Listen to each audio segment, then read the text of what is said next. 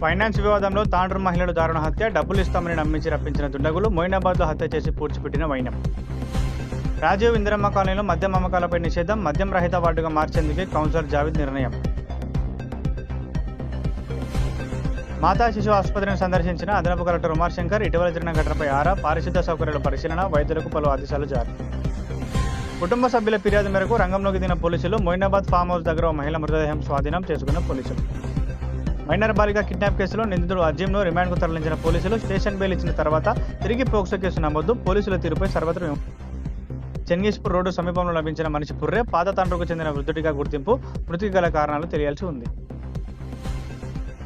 Petrol diesel ధరలపై తీవ్రస్థాయిలో మండిపడ్డ యాలాడ మాజీ కాంగ్రెస్ పార్టీ అధ్యక్షులు భీమయ్య, పెంచిన ధరలను వెంటనే తగ్గించాలంటూ డిమాండ్. జంట హత్యలపై స్పందించిన తాండ్రు కాంగ్రెస్ యువ నాయకుడు అబుబాకర్, వార్డులో కొత్త వ్యక్తులు కనిపిస్తే సమాచారం అందించాలంటూ సూచన.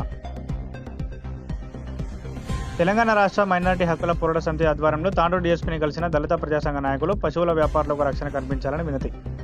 ఆసుపత్రి పైన నిల్చున్న నీటిపై బ్లీచింగ్ పౌడర్ చల్లి కవర్ చేసిన ఆసుపత్రి సిబ్బంది.